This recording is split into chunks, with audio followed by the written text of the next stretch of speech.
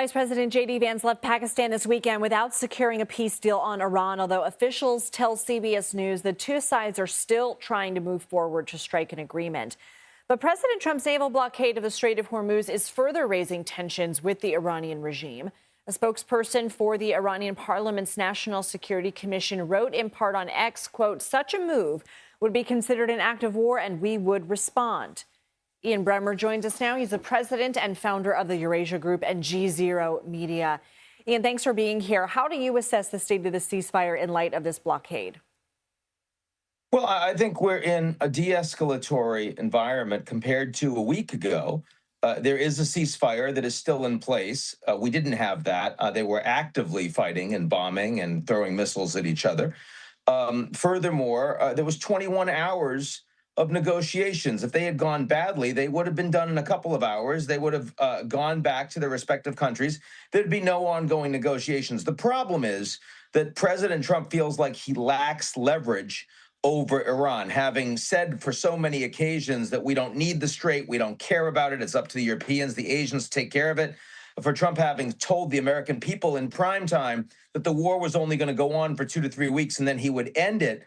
There is clearly a view around the world that I think the Iranians would share that we've got leverage and Trump doesn't. And so I think that calling on the blockade, then saying we're willing to take more economic pain, but we're going to prevent you, Iran, from making money out of extending these talks, because the talks may go on for quite some time. And if Iran is able to make money by exporting oil and charging toll through the strait, then they have a very heavy incentive to talk and talk and talk and never to get to any conclusion. So I think that's what President Trump is trying to do here.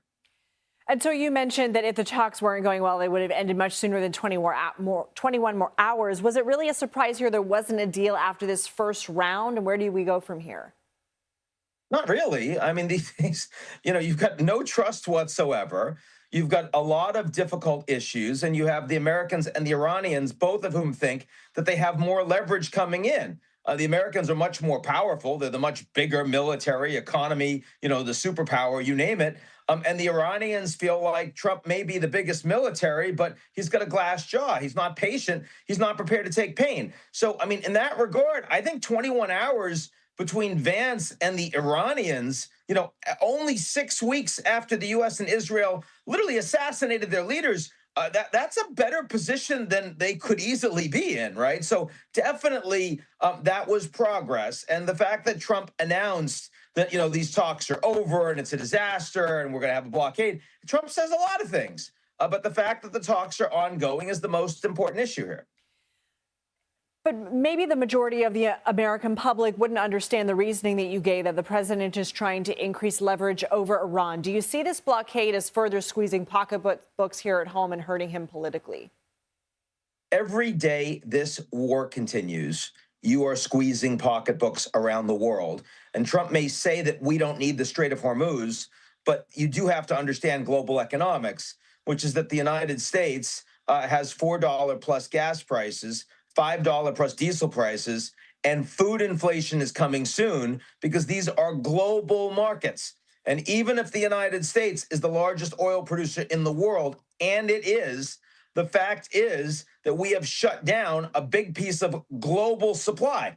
And that means that the United States is going to pay for this. Affordability is an issue that Trump is underwater on.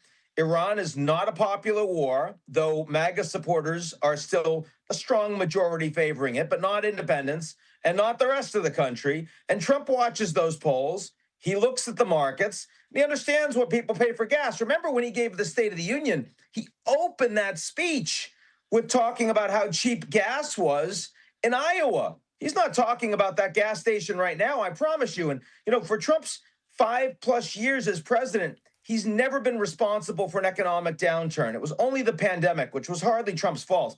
He now is presiding over the country with an economic downturn that is solely the fault and responsibility of the American president. He doesn't like the fact that he can't blame anybody. And the longer this goes, the bigger that problem is. The Iranians know that, and so they're trying to wait him out and squeeze him. Ian Bremmer, thank you. My pleasure.